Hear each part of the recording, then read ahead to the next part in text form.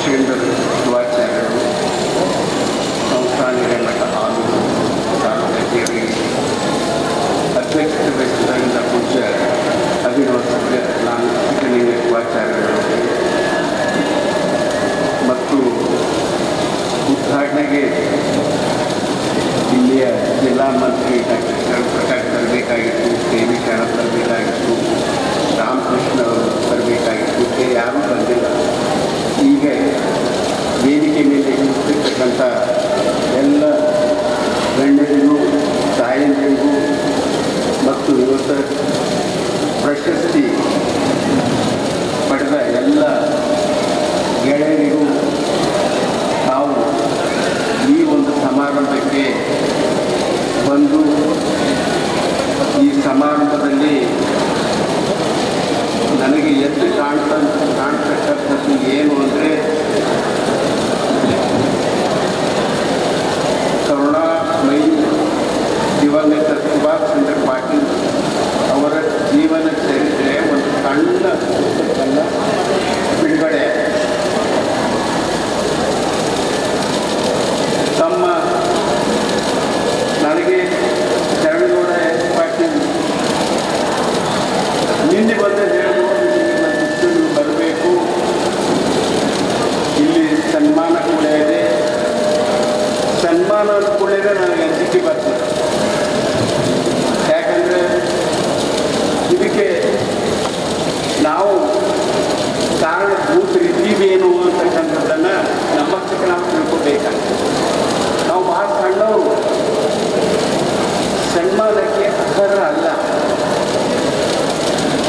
ಯಾಕಂದರೆ ಈ ಪುಸ್ತಕದಲ್ಲಿ ಒಂದು ನಾನು ಊಟ ಕೆಲವೇ ನಿಮಿಷದಲ್ಲಿ ಒಂದು ಬರೆದಿದ್ದನ್ನು ನೋಡಿದೆ. ಏನು ಅಂತಂದರೆ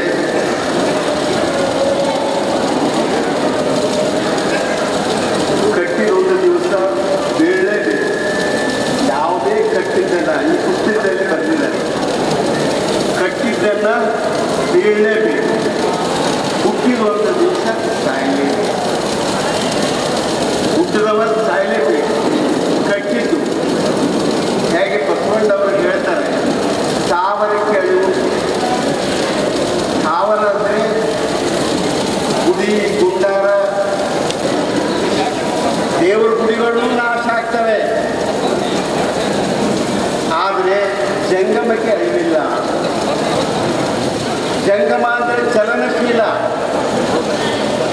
ಯಾವಾಗಲೂ ಚಲನಶೀಲರಾಗಿರ್ತಾರೆ. ಅವರಿಗೆ ಗುಡಿ ಇವತ್ತು ಮಂದಿರ ಇರ್ಬೋದು, ಮಸ್ಜಿದ್ ಇರ್ಬೋದು, ದರ್ಗಾ ಇರ್ಬೋದು ಅಂತ ಬಿಟ್ಟು ಹೋಗ್ತದೆ.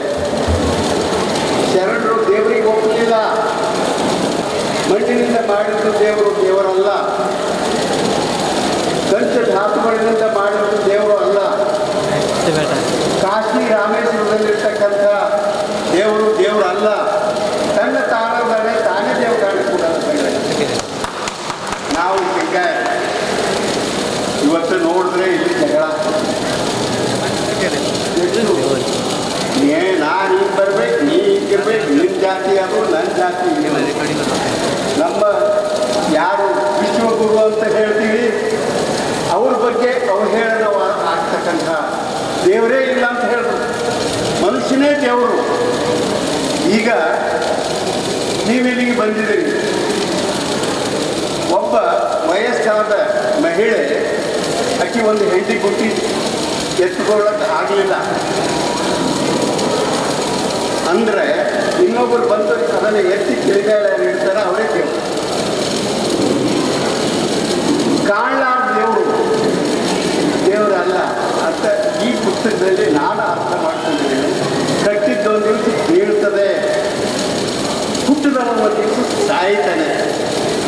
ಅದಕ್ಕೋಸ್ಕರ ಸಮಾಜದಲ್ಲಿ ಮೇಲು ಕೀಳು ಬೇಡ, ಯಾರು ದೊಡ್ಡವರಿಲ್ಲ. ಯಾಕಂದರೆ ಭಾಷಣ ಮಾಡ್ತಾ ಇದ್ದಾರೆ. ನಮ್ಮ ಸಮಾಜದ ಸಮಾನತೆಗಾಗಿ, ಸಮಾಜದ ಸಮಾನತೆ ಇದ್ದರೆ ಈ ದೇಶಕ್ಕೆ ಬಂದದ. ನೀವು ಎದ ಮೇಲೆ ಕೈ ಇಟ್ಟು ಮಾತಾಡಿ. ನೀವು ದುಡಿಯೋರೇ ಬಡವರಿದ್ದಾರೆ, ಯಾರು ಬೆವರು ಸುರಿಸ್ತಾರೆ ಅವ್ರು ಬಡವರಿದ್ದಾರೆ, ಯಾರು ಕುಂತು ಬರೀತಾರೆ ಬರೇ ಸರಿ ಪಗಾರ ತಗೋತಾರೆ, ಪಗಾರ ಸರಿ ಬಿಗಾರ ತಗೋತಾರೆ, ಸಂಬಳ ಸರಿ ಗಿಂಬಳ ಅವರು ಸೆಲೆಕ್ಟ್ ಮಾಡ್ತಾರೆ. ಅದನ್ನು ನಾನು ಈಗೇನು ಶರಣಗೌಡ ಪಾಟೀಲ್ ಈ ಏನು ಪ್ರಶಸ್ತಿ ಮತ್ತು ಈ ಪುಸ್ತಕದ ಬಿಡುಗಡೆ ನೋಡಿದ್ರೆ ಇವರು ಸ್ವಲ್ಪನೇ ಏನಾದರೂ ಸಮಾನತೆಗಾಗಿ ಹೋರಾಟ ಮಾಡೋರಿದ್ದಾರೆ ಅನ್ನೋವಂಥ ಸ್ವಲ್ಪ ಕಾಣಿಸ್ತದೆ. ನಾನು ಯಾರಿಗೇನೂ ಕೂಡ ಮುಖ ಸುದ್ದಿ ಮಾಡೋದಿಲ್ಲ. ಬಸವಣ್ಣವರು ದೇವರಿಗೆ ಒಪ್ಪಲಿಲ್ಲ, ಕಾಲಿಗೊಂದು ಕೈಗೊಂದು ದೇವರಿಗೆ, ಒಂದೊಂದು ಕಡೆ ಒಂದೊಂದು ಮೂರ್ತಿಗಳು. ಪೂಜಾ ಪುನಸ್ಕಾರಕ್ಕಂತೂ ಬೆಲೆನೇ ಇಲ್ಲ. ನಾವು ಪೂಜೆ ಯಾರಿಗೆ ಮಾಡಬೇಕು, ಯಾರು ದುಡಿತಾರೆ, ಯಾರು ಉತ್ಪಾದನೆ ಮಾಡ್ತಾರೆ, ಯಾರು ಅನ್ನ ಹಾಕ್ತಾರೆ, ಅವರಿಗೆ ಅನ್ನ ಇಲ್ಲ. ಅವರಿಗೊಂದು ಕಾಳು ಅನ್ನ ಸಿಗೋದಿಲ್ಲ ರೈತರಿಗೆ. ಇವತ್ತು ನೀವು ನೋಡ್ತೀರಿ, ನೀವೆಲ್ಲ ಬಡತನದಿಂದ ಬಂದವರು, ನೀವು ಬಡವರಲ್ಲ. ಬಡವರು ಯಾರು ಅಂದರೆ ನೀವು ಮಾಡದೇ ಇದ್ರೆ ಅವ್ರಿಗೆ ಅನ್ನ ಸಿಗೋದಿಲ್ಲ, ನೀವು ದುಡಿದೇ ಇದ್ರೆ ಅವ್ರ ಮನೆ ನಡೆಯೋದಿಲ್ಲ. ಅವ್ರು ಬಡವರಿದ್ದಾರೆ, ನೀವು ಸಾವುಕಾರಿದ್ದೀರಿ. ನಿಮ್ಮಲ್ಲಿ ಸಂಪತ್ತಿದೆ, ಆದರೆ ದುರ್ದೈವ ನಮ್ಮಲ್ಲಿ ಏನು ದೇವ್ರುಗಳು ಭಾಳ ಆಗ್ಯಾವ. ನಿಮ್ಮ ನಸೀಬ್ ಹಿಂಗದ, ಚಟ್ಗಮ್ಮ ಹಿಂಗೆ ಬರ್ದಾಳ ನಿನಗೆ, ನೀ ಇಲ್ಲೇ ಇರಬೇಕು. ಯಾರು ದುಡಿತಾರೆ, ಯಾರು ಕಸ ಹುಡುಕ್ತಾರೆ ಅವ್ರು ಬಲವಾದ. ಯಾಕೆ ನೀವು ಮಾಡ್ತಾರೆ? ಮನುಷ್ಯ ಹುಟ್ಟಿಸ್ಕೊಂಡೇ ಇದ್ರೆ ನಾವು ಮನುಷ್ಯರ. ಬಸವಣ್ಣ ಏನು ಹೇಳ್ತಾನೆ, ನೆಲ ಒಂದೇ ಹೊಲಿಗೆಯಲ್ಲಿ ಶಿವಾಲಯ. ನೆಲ ಒಂದೇ ಅದ, ಹೊಲಿಗೆರಿಗೂ ಒಂದೇ ನೆಲ ಅದ, ದೇವ್ರ ಗುಡಿಗೂ ಒಂದೇ ನೆಲ ಅದ. ಅದು ಎಂದರೆ ಹೇಳ್ತದೆ, ನೀ ಯಾಕೆ ಇಲ್ಲಿರಿ, ನೀ ಯಾಕೆ ಇಲ್ಲಿ ನಿಂತಿರಿ, ನೀ ಯಾಕೆ. ಜಲ ನೀರು ಹೊಳಿದಾಗ ನೀರು ಎಲ್ಲರೂ ತಗೋತಾರೆ. ಅದು ಎಂದರೆ ಹೇಳ್ತದೆ, ಅದು ತೀರ್ಥಿಗೂ ಅದೇ ನೀರು ತಗೋತೀವಿ, ಕೆಂಬಿಗೂ ಅದೇ ನೀರು ತಗೋತಾರೆ, ಕುಡಿಲಿಕ್ಕೂ ಅದೇ ನೀರು ತಗೋತಾರೆ. ನೀರೆಲ್ಲರೆ ಭೇದಭಾವ ಮಾಡ್ತಾರೆ. ಆದರೆ ನಾವು ಮನುಷ್ಯರು ಇದ್ದೀವ ಅಂತಕ್ಕಂಥದ್ದನ್ನು ವಿಚಾರ ಮಾಡಿ ನಾವು ಅಸ್ಪರ್ಶ. ಯಾರು ದುಡಿತಾರೆ, ಯಾರು ಹೊಲಸು ತೆಗಿತಾರೆ ಅವ್ರು ಅಸ್ಪರ್ಶ, ಅವ್ರಿಗೆ ಹುಟ್ಟಿಸ್ಕೋಬಾರ್ದು. ಯಾರು ದುಡಿತಾರೆ ಅವ್ರು ಬಡವರು. ಬಡವರಿಗಾಗಿ ನಾವು ಲೀಡರ್ಗಳು ಬರ್ತಾರೆ. ನಾನು ಭಾಳ ದುಃಖದಿಂದ ಹೇಳಬೇಕಾಗ್ತದೆ, ನಾನು ಅರ್ಧ ಪ್ರಪಂಚ ನೋಡಿದ್ದೀನಿ. ಎಲ್ಲ ದೇಶದಲ್ಲಿ ದುಡಿಯೋರಿಗೆ ಬೆಲೆ ಇದೆ, ಓದು ಬರೋರಿಗೆ ಸ್ವಲ್ಪ ಕಡಿಮೆ ಬೆಲೆ ಇದೆ. ಇಲ್ಲಿ ಗಂಟಿ ಹೊಡೆಯೋರಿಗೆ ಹೆಚ್ಚಿನ ಬೆಲೆ ಇದೆ. ಗಂಟಿ ಹೊಡೆಯರಿ ಎಲ್ಲ ಸಿಗ್ತದೆ. ಗಂಟಿ ಹೊಡೆಯ ಡಾಕ್ಟರ್ ಅಂಬೇಡ್ಕರ್ ಮುಖದಿಂದ ಬಂದಿದ್ದು ರಾಗಿ. ಇದರಂತ ಹೊಲಸು ನೀರು ಕುಡಿತಕ್ಕಂಥ ಜನ ನಾವಿಂದಾದ್ರೂ ಮುಂದೆ ಬರ್ಬಹುದೇನೋ ಅಂತ ಹೇಳಿ. ಬಸವಣ್ಣವರು ಕ್ರಾಂತಿ, ಬಸವಣ್ಣ ಒಬ್ಬವಲ್ಲ, ಬಸವಣ್ಣ ಸರಿ ಎಷ್ಟೋ ಜನ ಇದ್ದರು. ಅಂಬಿಗರ ಶಿವಗಾಯ ಹೇಳ್ತಾರೆ, ಕಟ್ಟಿದ ಲಿಂಗವನ್ನು ಬಿಟ್ಟು ಬೆಟ್ಟದ ಲಿಂಗಕ್ಕೆ ಹೋಗೋವರಿಗೆ ಎಡಗಾಲ ಮೆಟ್ಟೆ ಹೊಡಿಬೇಕು. ಅಂದರೆ ಶರಣಬಸಪ್ಪನಂತ ಗುಡಿಗೆ ಹೋಗೋರಿಗೆ ಎದುರೇ ಹೊಡಿಬೇಕು ಅಂತಂದ್ರೆ ಎಡಗಾಲ ಮೆಟ್ಟೆ ಹೊಡಿಬೇಕು. ನನಗೆ ಅವ್ರು ಹೇಳ್ತಾರೆ, ಕಾಯಕದೋಳು ನಾ ಕೆಲಸ ಮಾಡುವಾಗ ಲಿಂಗ ಆಡು ಬಂದರೆ ಲಿಂಗಿಗೆ ಹೋಗಿದ್ದೀನಿ, ನನಗೆ ಕಾಯಕ ಮುಖ್ಯ. ಇವತ್ತೇನು ಮುಖ್ಯ ಆಗ್ಯಾದ? ನೀವು ದುಡಿಯೋರು ಅಂಥವ್ರು ಇದ್ದಾರೆ ಅಂದರೆ ನನಗೆ ಖುಷಿ ಅದ. ಬಹಳ ದುಡಿಯೋರು ಇದ್ದಾರೆ, ನೀವು ಶ್ರೇಷ್ಠ ಇದ್ದೀರಿ, ದುಡಿಯೋರೇ ಶ್ರೇಷ್ಠ. ಇವತ್ತು ಅಮೇರಿಕಾದಾಗ ಇನ್ನೂ ಇಂಪ್ರೂವ್ಡ್ ಕಂಟ್ರಿ ಅಂತೀವಿ ನಾವು, ಸಾಮ್ರಾಜ್ಯಶಾಹಿ ರಾಷ್ಟ್ರಗಳು. ಅಲ್ಲಿ ಒಂದು ತಾಸಿಗೆ $11 ಅಂತ, ಅಂದರೆ $700 ಒಂದು ತಾಸಿಗೆ ಕೊಡ್ತಾರೆ. 8 ತಾಸು ಕೆಲಸ ಮಾಡಿದ್ರೆ 5,000 6,000. ನಮ್ಮಲ್ಲಿ ದುಡಿಯೋರಿಗೆ ಏನಿಲ್ಲ, ಕಸ ಹೋಗುದು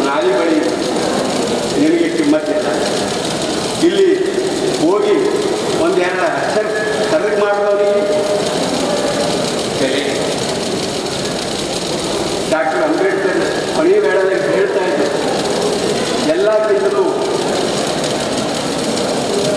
ಧೋಕೆಬಾಜ್ ನೀಚರು ಯಾರು ಅಂದರೆ ಓದ್ಬೇಕು. ಯಾಕಂದರೆ ಅವರು ತಮ್ಮಷ್ಟು ತಾವೇ ದೊಡ್ಡ ಏರಬೇಕು, ತನ್ನ ಹೆಂಡ್ರ ಮಕ್ಕಳಿಗೆ ನೋಡಬೇಕು, ಸಮಾಜಕ್ಕೆ ಎಂದು ನೋಡಲಿಲ್ಲ ಅಂತ ಹೇಳ್ತಾರೆ. ಅದೇ ರೀತಿ ಮಹಾತ್ಮ ಗಾಂಧಿ ಸಹಿತ ಹೇಳ್ತೇನೆ, 4 ಪುಸ್ತಕ ಹೋದ್ರೆ ಕೆಲಸ ಮಾಡಕ್ಕೆ ತಯಾರಿಲ್ಲ, ಯಾವುದೇ ಬೆಲೆ ಕೆಲಸಕ್ಕೆ ಬೇಕು ಅಂತ. ಈಗ ದುಡಿಯೋ ಕೆಲಸ, ಮನೆ ಕಟ್ಟೋ ಕೆಲಸ, ಆಟ ಹಚ್ಚೋ ಕೆಲಸ, ಈಗ ಕುಂತಿದ್ದೀನಿ ಎಲ್ಲರೂ ಸ್ಪೀಕರ್ ಹಚ್ಚೋ ಕೆಲಸ ಮಾಡೋದೆಲ್ಲ ಯಾರು? ಬಡವರು. ನಾವು ಹಿಂದಿನೇ ಸಮಾಜ ಇಲ್ಲ. ರೈತ ದುಡಿದೇ ಇದ್ರೆ ನಮ್ಗೆ ಅನ್ನ ಸಿಗಲ್ಲ.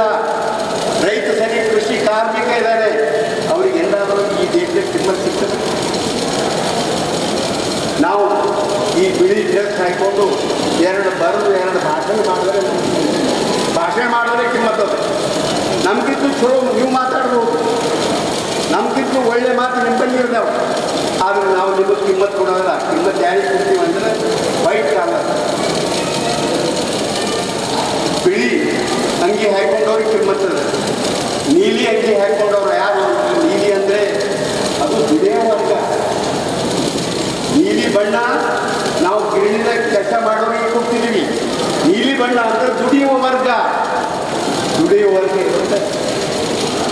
ಆ ಊರಿನಿಂದ ಬಂದು ಈ ಊರಿಗೆ ಹೋಗ್ತಾರೆ, ಈ ಊರಿನಿಂದ ಮತ್ತೊಂದು ಊರಿಗೆ ಹೋಗ್ತಾರೆ. ಈ ಮನೆ ಕಟ್ಟೋದಾಯ್ತಂದ್ರೆ ಇನ್ನೊಂದು ಮನೆ ಮುಂದೆ ಹೋಗಿ ಅವ್ರು ಭಾಳ ಇರ್ತಾರೆ. ನಾನು ನೋಡ್ತೀನಿ ಬೆಂಗಳೂರಲ್ಲಿ ಒಂದು ಮನೆ ಕಟ್ಟಿದ್ರು ಅಂದರೆ ಈ ರೀತಿ ಒಂದು ನೌಕರಿ ಮಾಡ್ತಾರೆ. ಅದ್ರ ಮುಂದೆ ಪಾಪ ಹೆಣ್ಮಗಳು ಸ್ನಾನ ಮಾಡ್ತಾಳೆ, ಅಲ್ಲೇ ಒಂದು ಸಣ್ಣ ಕನ್ನಡಿ ಹಚ್ಚಿ ಅಲ್ಲೇ ಬುಕ್ಕ ನೋಡ್ತಾಳೆ. ಅಲ್ಲಿ ಮಕ್ಕಳು ಅಲ್ಲೇ ಆ ಮಣ್ಣಾಗೆ ಓಡಾಡ್ತಾ ಇರ್ತಾರೆ. ಅವ ಮನೆ ಕಟ್ಟಿದ ನಂತರ ಮನೆ ಪೂಜಾ ಸಲುವಾಗಿ ತೊಗೊಂಡ್ಬರ್ತಾರೆ. ನಮ್ಮಂಥ ದೊಡ್ಡವ್ರು ಬರ್ತೀವಿ, ಪೂಜಾ ಪುರಸ್ಕಾರಕ್ಕೆ ಇವ್ರು ಬರ್ತಾರೆ, ಅವು ಹೊರಗೆ ತುಂಬಿಸ್ತಾರೆ. ಕಟ್ಟಿದವ್ರಿಗೆ, ಶೃಂಗಾರ ಮಾಡಿದವ್ರಿಗೆ, ಬಾಕ ಹಚ್ಚಿದವ್ರಿಗೆ, ಎಲ್ಲ ನಮಗೆ ಚಂದ ಮನೆ ಕಟ್ಟಿದವ್ರಿಗೆ ಹೊರಗೆ ತುಂಬಿಸ್ತಾರೆ. ಇವ್ರು ಮಾಡ್ತಾರೆ. ನಾವು ಹಾವಿನಂಪಲೆ ಒಳಗೆ ಬರ್ತೀವಿ. ಹುತ್ತು ಕಟ್ಟೋದು ಯಾವುದು? ಅದಕ್ಕೆ ಕಿಮ್ಮತ್ತಿಲ್ಲ. ಆದರೆ ಹಾವು ಬಂದು ಅದರಲ್ಲಿ ಇರ್ತಾವೆ. ನಾವು ಹಾವಿನಂಪಲೆ ನಾವು ಚೆನ್ನಾಗಿದ್ದೀವಿ. ನಿಮಗೆ ಸಿಗೋ ಹಕ್ಕೆಲ್ಲ ನಾವು ತಿಲ್ಲ ಹಾಕ್ತೀವಿ. ನಮ್ಮ ಲೀಡರ್ಗಳು ತಿಲ್ಲ ಹಾಕ್ತಿದ್ದಾರೆ, ನಮ್ಮ ರಾಜಕಾರಣಿಗಳು ತಿಲ್ಲ ಹಾಕ್ತಿದ್ದಾರೆ. ನಮಗೆ ಜಾತಿಯಲ್ಲಿ ಜಗಳ ಹಚ್ಚಿ ನಮ್ಮನ್ನು ಒಡಕೆ ಮಾಡ್ತಾ ಇದ್ದಾರೆ. ಇಂಥ ಒಂದು ವ್ಯವಸ್ಥೆಗೆ ವಿರೋಧವಾಗಿ ನೀವು ಮೊದಲು ಹೆಣ್ಮಕ್ಳೇ ಹೇಳಬೇಕಾಗ್ತದೆ, ಗಂಡಸರು ಹೇಳಲ್ಲ. ಯಾಕಂದರೆ ನಮ್ಮ ದೇಶದ ಗಂಡಸರಿಗೆ ಭಾಳ ಕೆಡಿದ ಕೆಲಸ ಅದ. ನೀವು ಭಾಳ ದೊಡ್ಡ ಜವಾಬ್ದಾರಿ ಇದೆ. ನೀವು ಮನೆ ನೀವು ನಡೆಸ್ತೀರಿ, ಮನೆ ನೀವು ಅಡಿಗೆ ನೀವು ಮಾಡ್ತೀರಿ, ಹೊಲಕ್ಕೆ ನೀವು ಹೋಗ್ತೀರಿ. ಕೆಲಸ ನೀವು ಮಾಡಿದ್ಮೇಲೆ ನಿಮಗೆ 2 ಕೆಲಸ ಆಗ್ತವೆ. ಹೊಲಕ್ಕೆ ಹೋಗೋದು ಕೆಲಸ, ಮನೆ ಕೆಲಸ, ಮಕ್ಕಳು ನೋಡೋ ಕೆಲಸ. ಇವರಿಗೆ ನಮ್ಮ ಗಂಡಸ ಮಕ್ಕಳಿಗೆ ಹೆಚ್ಚು ಕೆಲಸ ಇಲ್ಲ. ನೀವು ತಾಯಂದ್ರಿನಿಂದ ಈಗ ಹೋರಾಟ ಬೇಕಾಗ್ತದೆ. ಸಾಮಾಜಿಕ ಕ್ರಾಂತಿ ಬೇಕು. ಅದರಲ್ಲಿ ಇದು ನಾವು MLA MP ಮಂತ್ರಿಗಳಿಗೆ ಆರ್ಸ್ ಕಳಿಸೋದು ಅದಕ್ಕೆ ಅವ್ರು ಮಜಾ ಮಾಡ್ಲಿಕ್ಕಲ್ಲ, ಅವ್ರು ಮುಂದೆ ಪೊಲೀಸರು ಓಡಾಡೋ ಸಲುವಾಗಿ ಅಲ್ಲ. ನಮ್ಮ ಒಂದು ಗುಡಿ ಇರ್ತದೆ ಊರಾಗ, ಕಾಂಡ್ ಮಾಡ್ತೀವಿ ನಾವು. ಕಾಂಡ್ ಮಾಡುವಾಗ ಒಂದು 5 ಮಂದಿ ಹೇಳ್ತೀವಿ, ನಾವೆಲ್ಲ ರೊಕ್ಕ ನಾವು ಕೊಡ್ತೀವಿ, ನೋಡಪ್ಪ ಅದು ನೋಡು ಸರಿಯಾಗಿ ಮಾಡು ಅಂತ ಹೇಳಿ. ಅದೇ ರೀತಿ ನಾವು ಇವ್ರ ಕೈದಾಗ ರೊಕ್ಕ ಕೊಡ್ತೀವಿ, ಎಲ್ಲರಿಗೂ ಸರಿ ಸಮಾನವಾಗಿ ನೋಡ್ರಿ ಅಂತೀವಿ. ಆದರೆ ಇವ್ರು ನೋಡ್ಕೋಬೋದು ಯಾರಿಗೆ? ದೊಡ್ಡ ದೊಡ್ಡ ಕಾರ್ಖಾನೆ ಮಾಲೀಕರಿಗೆ, ದೊಡ್ಡ ದೊಡ್ಡ ವ್ಯಾಪಾರಸ್ಥರಿಗೆ, ದೊಡ್ಡ ದೊಡ್ಡ ಜನರಿಗೆ ಅವ್ರಿಗೆ ಸಾಲ ಕೊಡ್ತಾರೆ. ನಿಮ್ಮ ರೈತರಿಗೆ ಏನು ಸಾಲ ಕೊಡ್ತಾರೆ? 8 ಲಕ್ಷ ಕೋಟಿ ರೂಪಾಯಿ 8 ಲಕ್ಷ ಕೋಟಿ ರೂಪಾಯಿ ಜಾಗ 7 ಲಕ್ಷ ಕೋಟಿ ಮುಳುಗ್ತಾ ಇದ್ದಾರೆ ಈ ರೊಕ್ಕ. ಎಷ್ಟು ಮಂದಿ ಅಂತಂದ್ರೆ ಅವ್ರ 1200 ಮಂದಿ ಕೈದಾಗ 7 ಲಕ್ಷ ಕೋಟಿ ಕೊಟ್ಟಾರೆ. 1 ಲಕ್ಷ ಕೋಟಿ ಇಡೀ ದೇಶದ ರೈತರಿಗೆ ಸಾಲ ಕೊಡ್ತಾರೆ. ನೀವು ತಿಳ್ಕೋಬೇಕು ಯಾರು ಹೊಡ ಇದೆ. ನಿಮಗೆ ಸಾಲ ಕೊಡಬೇಕಾದ್ರೆ ನೀವು ಹೋಗಿ ಒಬ್ಬರು ಮುಂದೆ ನಿಂದಿರಬೇಕು, ಕೈ ಜೋಡಿಸ್ಕೊಂಡು. ನಿಮ್ಮ ಹೊಲ 10 ಲಕ್ಷ ರೂಪಾಯಿದ, ನಮಗೆ 8 ಲಕ್ಷ ರೂಪಾಯಿ ಸಾಲ ಕೊಡು ನನಗೆ ಅಂತ ಹೇಳಿದ್ರೆ ಕೊಡೋದಿಲ್ಲ. ರೈತರು ಸಾಯಿಲ್ಲ ಆಗ್ತಾರೆ, ಅವರೆಲ್ಲ ಮ್ಯಾಲೆ. ಅದಕ್ಕೆ ನೀವು ಜಗಳ ಆಡಬೇಡಿ. ದೇವರಿಗೆ ಬಸವಣ್ಣ ಹೇಳಿದಂಗೆ ದೇವರಿಗೆ ಒಂದು ಸುತ್ತಿ ಎಷ್ಟು ಒಗ್ಗಟ್ಟ. ನಿಮ್ಮ ದೇವ್ರು ಯಾರು ಅಂದ್ರೆ ನೀವೇ ದುಡಿತೀರಿ, ಅದೇ ನಿಮ್ಮ ದೇವರು. ನಿಮಗೆ ಆ ಫಲ ಸಿಗಬೇಕು ಅಂತ ಫೈಟ್ ಮಾಡಿ, ನೀವು ಹೋರಾಟ ಮಾಡಿ. ಅದು ನಿಮ್ಮ ಹಕ್ಕಲ್ಲ. ನೀವು ಇವತ್ತೇ ಸತ್ರ ಪರವಾಗಿಲ್ಲ, ಇವತ್ತೇ ಜೀವ ಹೋದ್ರೆ ಪರವಾಗಿಲ್ಲ, ನಿಮ್ಮ ಹಕ್ಕನ್ನು ಬಿಡಬಾರ್ದು ಅಂತ ಎರಡು ಮಾತನ್ನು. ಯಾಕಂದರೆ ನನಗೆ ಅನುಭವ ಅಂತೂ ಏನೂ ಇಲ್ಲ. ನಾನು ಯಾವ ಬಡವರಂತೀರಿ ಎಲ್ಲ ಹಿರಿಯರಿಗೆ ವಂದಿಸಿ ನನ್ನ ಮಾತು ಸ್ವಲ್ಪ ಮಂದಿಗೆ ಕೆಟ್ಟ ಅನ್ಬೋದು, ಕ್ಷಮೆ ಕೇಳ್ತೀನಿ. ನಾನು ಇದೇ ಮಾತಾಡ್ತೀನಿ. ಇಷ್ಟು ಹೇಳಿ ನಾನು ಯಾರು ಮಾತು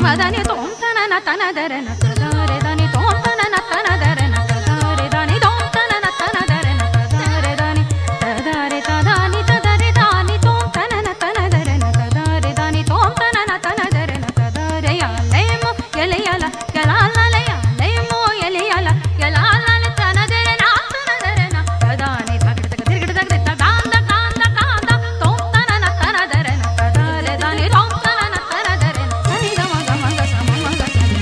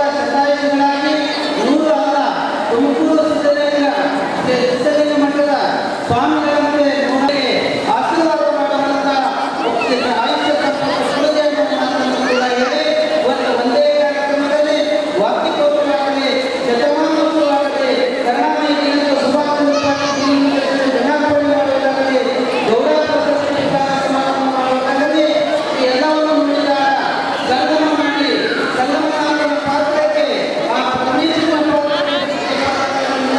ನಮ್ಮ ಜನೋಪಾಠಗಳಿಗೆ ಆಶೀರ್ವಾದದಲ್ಲಿ ತಂದೆ ತಾಯಿಗಳೇ ಅಣ್ಣ ತಮ್ಮಂದಿರೇ ಒಂದು ಕರುಣಾಮಯಿ ಸುಭಾಷ್ ಚಂದ್ರ ಪಾಟೀಲರು ಕೇವಲ 40 ವರ್ಷ ಬದುಕಿದ್ದು.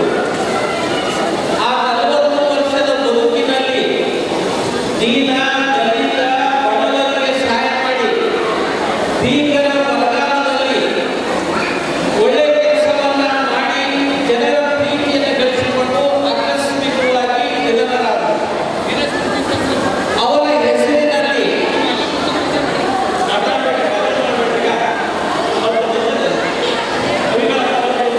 ಚಿಕ್ಕ ವಯಸ್ಸಿನಲ್ಲಿ ಸ್ವತಂತ್ರದಂತ ಕೀರ್ತಿಯನ್ನು ಗಳಿಸಿ ಅವರು ಒಬ್ಬೇ ಒಬ್ಬ ಮಗನಿಗೆ ಜನ್ಮ ಕೊಡಲು ಬೇಕಾದರು. ಇವತ್ತು ಶರಣಗೌಡ ಪಾಟೀಲರು ತಮ್ಮ ತಂದೆಯ ಹೆಸರಿನಲ್ಲಿ ಗೌರವ ಪ್ರಶಸ್ತಿಯನ್ನು ಸ್ಥಾಪಿಸಿ 5 ಗ್ರಾಮ ಚಿನ್ನದ ಪದಕವನ್ನಿಟ್ಟು ಇವತ್ತು ನನಗೆ ಸನ್ಮಾನವನ್ನು ಮಾಡಿದ್ದಾರೆ. ಸುತ್ತ 20 ಹಳ್ಳಿಯ ಗೌಡರು ಶಿವಾಟ, ಸಾಹಿತ್ಯ, ಧಾರ್ಮಿಕ ಸೇವೆಯನ್ನು ಸಲ್ಲಿಸಿ ಗೌಡರ ಮನೆತನದಲ್ಲಿ ಜನಿಸಿದ ಶಿವರಾಜ ಪಾಟೀಲರಿಗೆ ಈ ಪ್ರಶಸ್ತಿಯನ್ನು ಕೊಡಬೇಕು ಅಂತ ನಿರ್ಣಯ ತೆಗೆದುಕೊಂಡು ನನಗೆ ಒಂದು ದೂರವಾಣಿ ಮೂಲಕ ಮಾತಾಡಿ ಈ ಪ್ರಶಸ್ತಿಯನ್ನು ಈ ಸನ್ನಿಧಿಗೆ ನೀಡಿ ಗೌರವಿಸ್ತಾ ಇದ್ದೇವೆ ಅಂದಾಗ ನನಗೆ ತುಂಬಾ ಸಂತೋಷವಾಯಿತು. ಶರಣಗೌಡರು ನೀವು ಗೌರವ ತರದೇ ಇವತ್ತು ವೇಷ ಪೋಷಾಕಗಳನ್ನು ಹಾಕೊಳ್ಳಬೇಕು ಅಂತ ಅವರ ಪ್ರಯಾಸ. ಅವರು ಈಗ ಒಂದು ದಿವಸ ಧೋತಿ ಶರಣರು ರುಮಾಲ ತೊಡಿಸಿ ಹೊರೊಳಗೆ ಚಿನ್ನದ ಪದಕವನ್ನು ಹಾಕಿ ಗೌರವ ಪ್ರಶಸ್ತಿಯನ್ನು ಕೊಟ್ಟು ಗೌರವ ತರ ಕಾಣಬೇಕು ಅನ್ನುವ ಸಂಕಲ್ಪ ಇವತ್ತು ನೆರವೇರಿದೆ. ಶರಣಗೌಡ ಪಾಟೀಲರಿಗೆ ಅವರ ಮನೆತನದ ಎಲ್ಲ ಹಿರಿಯರಿಗೆ ನನ್ನನ್ನು ಪ್ರಶಸ್ತಿಗೆ ಆಯ್ಕೆ ಮಾಡಿ ಇವತ್ತು ದಿವಸ ಸನ್ಮಾನ ಮಾಡಿ ಒಂದು ಗೌರವ ಪರಂಪರೆಯನ್ನು ಉಳಿಸಿ ಬೆಳೆಸುವಂತ ದಿಸೆಯಲ್ಲಿ ಪ್ರೋತ್ಸಾಹ ಕೊಟ್ಟಿದ್ದಕ್ಕೆ ಅವರಿಗೆ ಅನೇಕ ಧನ್ಯವಾದಗಳನ್ನು ತಿಳಿಸ್ತೇನೆ. ಈ ಎಲ್ಲ ಕಾರ್ಯಕ್ರಮದ ಹಿಂದೆ ಗೃಹಾಲಯಕ್ಕಿಂದು ಪೂಜ್ಯರಾದ ಶ್ರೀಮತಿ ಹಿರಿಯರು ಕೆಲಸ ಮಾಡಿದ್ದಾರೆ. ಬಹುಶಃ ಅವರ ಅಂತರಂಗದ ಪ್ರೀತಿಯಲ್ಲಿ ಸಾಧ್ಯ ಇದೆ. ಅವರ ನಮ್ಮ 30 ವರ್ಷದ ಸಂಪರ್ಕ ಸಂಬಂಧ ಇವತ್ತು ದಿವಸ ಅವರ ಕೊಟ್ಟಂತ ಆಶೀರ್ವಾದ ಇದೆ. ಪೂಜ್ಯರಾದಂಥ ಕೆಂಚು ಬಸವ ಶಿವಾಚಾರ್ಯ ಕೂಡ ಇವತ್ತು ದಿವಸ ಅವರ ಸಾನ್ನಿಧ್ಯವನ್ನು ವಹಿಸಿದ್ದಾರೆ. ಹಿರಿಯರಾದಂಥ ಮಂಜುರಾವ್ ಮನೆ ಸಾಹೇಬರು ಆಗಮಿಸಿದ್ದಾರೆ. ವೀರಭದ್ರಯ್ಯ ತಮ್ಮವರು, ಅವರ ದೇಶದ ಶೆಟ್ಟಿಯವರು ಮತ್ತು ಎಲ್ಲ ಧರ್ಮಪುರದವರು, ದಲ್ಲೂರ ಸುತ್ತಮುತ್ತಲಿನ 20 ಹಳ್ಳಿಯ ಗೌಡರು, ಬೀಗರು, ನೆಂಟರು ಬಂದು ಈ ಆತ್ಮೀಯ ಸಮಾರಂಭವನ್ನು ಏರ್ಪಡಿಸಿ ನನಗೆ ಸನ್ಮಾನ ಮಾಡಿದ್ದಕ್ಕೆ ಧನ್ಯವಾದಗಳನ್ನು ಅರ್ಪಿಸಿಕೊಂಡು ಈಗ ಅಭಿನವ ಸಿದ್ಧಲಿಂಗ ಮಹಾಸ್ವಾಮಿಗಳು ನಮ್ಮ ಆಶೀರ್ವಚನೆ ಮಾಡ್ತಾರೆ. ಅದಾದ್ಮೇಲೆ ಎಲ್ಲರಿಗೂ ಪ್ರಸಾದ ವ್ಯವಸ್ಥೆ ಇದೆ. ದಯವಿಟ್ಟು ಎಲ್ಲರೂ ಪ್ರಸಾದ ಸ್ವೀಕರಿಸಿಕೊಂಡು ಹೋಗಬೇಕಾಗಿದೆ.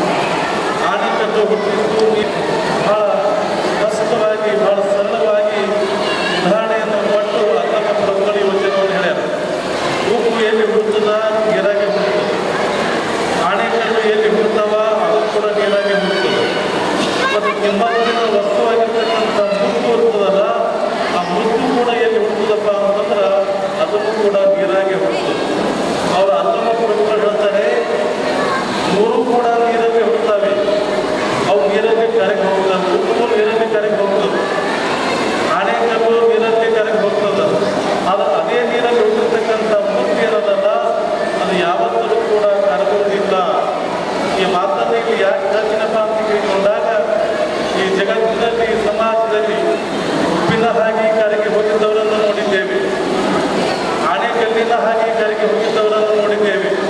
ಆದರೆ ಮುತ್ತಿನ ಹಾಗೆ ಬದುಕನ್ನು ಮಾಡಿ ಸಮಾಜಕ್ಕೆ ಒಂದು ಸಾರ್ಥಕವಾದಂಥ ಬದುಕನ್ನು ಕೊಟ್ಟು ಮುತ್ತಿನಂಗ ಬದುಕಿ ಯಾರು ಹೋಗ್ಯಾರಪ್ಪ ಅಂತ ಕೇಳಿಕೊಂಡಾಗ ದಿವಂಗತ ಸುಭಾಷ್ ಚಂದ್ರ ಪಾಟೀಲ್ ಅಂತಕ್ಕಂಥ ಮಾತನ್ನು ಇಲ್ಲಿ ಹೆಮ್ಮೆಯಿಂದ ಹೇಳಬೇಕಾಗ್ತದೆ. ಅಂಥ ಒಬ್ಬ ದೊಡ್ಡ ಕುಟುಂಬದಲ್ಲಿ ಅಂಥವ್ರ ಹೊಟ್ಟೆಗೆ ಹುಟ್ಟಿರ್ತಕ್ಕಂಥ ಶರಣಗೌಡ ಪಾಟೀಲ್ರವರು ವಯಸ್ಸಿನಲ್ಲಿ ಚಿಕ್ಕವರೊಂದಿಗೂ ಕೂಡ ಎಲ್ಲ ಅನುಭವಗಳು ಹೇಳ್ತಾರೆ. ಗುರುವಿಗೆ ಶಿಷ್ಯ ಮೀಸಬೇಕಂತ, ತಂದೆಗೆ ಮಗ ಮೀಸಬೇಕಂತ. ಯಾವುದರಲ್ಲಿ ಅಂತ ಕೇಳಿಕೊಂಡಾಗ ಒಳ್ಳೆಯದರಲ್ಲಿ, ಒಳ್ಳೆಯತನದಲ್ಲಿ, ಮಾನವೀಯ ಮೌಲ್ಯದಲ್ಲಿ ಧರ್ಮ ಕೆಲಸ ಮಾಡುವಂಥದ್ರ ವಿಷಯೊಳಗೆ ಅವರು ಗುರುವಿಗೆ ಶಿಷ್ಯ ಮೀಸೋದಕ್ಕಿಂತಲೂ ಕೂಡ ಶ್ರೇಷ್ಠವಾಗಿ ಉತ್ತಮವಾಗಿ ಪ್ರಸಿದ್ಧಿಯಾಗಬೇಡದು ಸ್ವಾಮಿ ವಿವೇಕಾನಂದರು ಗುರುವಿಗೆ ಶಿಷ್ಯ ಮೀರಿಸುವುದು. ಅದೇ ರೀತಿಯಾಗಿ ಇವತ್ತಿನ ದಿವಸ ತಂದೆಗೆ ಮಗ ಮೀರಿಸಬೇಕಂತ ಈ ಮಾತಿಗೆ ಸಾಕ್ಷಿ ಯಾರಪ್ಪ ಅಂತ ಕೇಳಿಕೊಂಡಾಗ ಇವತ್ತು ಕಾರ್ಯಕ್ರಮವನ್ನು ಹಮ್ಮಿಕೊಂಡಿರ್ತಕ್ಕಂಥ ಶರಣಗೌಡ ಎಸ್ ಪಾಟೀಲ್ರವರೇ ಒಂದು ಸಾಕ್ಷಿ ಅಂತಕ್ಕಂಥ ಮಾತನ್ನು ಕೂಡ ಈ ಸಂದರ್ಭದ ವಯಸ್ಸಿನಲ್ಲಿ ಚಿಕ್ಕವರಿದ್ದರೂ ಕೂಡ ಅವರ ತಂದೆ ಹೆಸರಿನಲ್ಲಿ ಜನಪರವಾಗಿರ್ತಕ್ಕಂಥ ಒಂದು ಶಿಕ್ಷಣ ಸಂಸ್ಥೆಯನ್ನು ಕಟ್ಟಿ ಆ ಶಿಕ್ಷಣ ಸಂಸ್ಥೆಯ ಮುಖಾಂತರ ಆ ಹಳ್ಳಿಗಾಡಿನ ಅಂಧ ಅನಾಥ ದೀನ ದುರ್ಬಲ ಬಡವ ಮಕ್ಕಳಿಗೆ ಒಂದು ಶಿಕ್ಷಣವನ್ನು ಕೊಡುವುದರ ಮುಖಾಂತರ ಒಂದು ಸಮಾಜಕ್ಕೆ ಬಹಳ ಉಪಕಾರವನ್ನು ಮಾಡ್ತಾ ಇದ್ದಾರೆ. ಜೊತೆಗೆ ಆ ವಿದ್ವಾಂಸರನ್ನ ಸಾಧಕರನ್ನ ಮತ್ತು ಸತ್ಕರಿಸತಕ್ಕಂಥದ್ದು ಬಂಗಾರದ ಪದಕವನ್ನು ಹಾಕಿ ಸತ್ಕಾರ ಮಾಡತಕ್ಕಂಥ ಕೆಲಸವನ್ನು ಕೂಡ ಇವತ್ತು ಮಾಡಿದ್ದಾರೆ. ಇವತ್ತು ವೇದಿಕೆಯಲ್ಲಿ ಇವತ್ತೇನು ಸನ್ಮಾನ ಪಡ್ಕೊಂಡಾರಲ್ಲ, ಏನು ಪ್ರಶಸ್ತಿ ಪಡ್ಕೊಂಡಾರಲ್ಲ, ಇವರೆಲ್ಲ ಎಂಥವಪ್ಪ ಅಂತ ಕೇಳಿಕೊಂಡಾಗ ಮುದ್ದು ರತ್ನಗಳು ಅಂತ ಹೇಳ್ಬೋದು. ಮುದ್ದು ರತ್ನದ ಒಂದು ಉಪಾಧಿಯಲ್ಲಿ ವ್ಯಕ್ತಿತ್ವವನ್ನು ಬೆಳೆಸಿಕೊಂಡಿರ್ತಕ್ಕಂಥವರನ್ನು ಇವತ್ತು ಈ ವೇದಿಕೆಯ ಮುಖಾಂತರ ಸತ್ಕರಿಸಿ ಅವರನ್ನು ಪ್ರಶಸ್ತಿ ಕೊಡ್ತಕ್ಕಂಥ ಕೆಲಸವನ್ನು ಮಾಡಿ ಕೂಡ ಸಮಾಜಕ್ಕೆ ಒಂದು ಒಳ್ಳೆಯ ಉಪಕಾರವನ್ನು ಮಾಡಿದ್ದಾರೆ ಅಂತಕ್ಕಂಥ ಮಾತನ್ನು ಈ ಸಂದರ್ಭವನ್ನು ಈ ವೇದಿಕೆ ಮುಖಾಂತರ ಏನು ಗೊತ್ತಾಗ್ತಿದೆಯಪ್ಪ ಅಂತ ಕೇಳಿಕೊಂಡಾಗ ನಾವು ಸಾತ್ವಿಕವಾದಂಥ ಬದುಕನ್ನು ಮಾಡಬೇಕು. ಗುರು ಹಿರಿಯರಿಗೆ, ಸಮಾಜದಲ್ಲಿ ಪ್ರತಿಷ್ಠಿತ ವ್ಯಕ್ತಿಗಳಿಗೆ ನಾವು ಒಳ್ಳೆಯ ಬೆಲೆಯನ್ನು ಕೊಡಬೇಕು ಅಂತಕ್ಕಂಥ ಒಂದು ದಿವ್ಯವಾಗಿರ್ತಕ್ಕಂಥ ಸಂದೇಶವನ್ನು ಶರಣಗೌಡ ಪಾಟೀಲ್ರವರು ಈ ವೇದಿಕೆ ಮುಖಾಂತರ ನೀಡಿದ್ದಾರೆ ಅನ್ನೋದನ್ನು ಈ ಸಂದರ್ಭಗಳನ್ನು ಅವರಿಗೂ ಅವರ ಕುಟುಂಬದವರಿಗೂ ಅವರ ಮೇಲೆ ಇಟ್ಟು ಅಭಿಮಾನ ಇಟ್ಟುಕೊಂಡಿರ್ತಕ್ಕಂಥ ನಮ್ಮ ಎಲ್ಲರಿಗೂ ಕೂಡ ದಯಾಳನಾಗಿರ್ತಕ್ಕಂಥ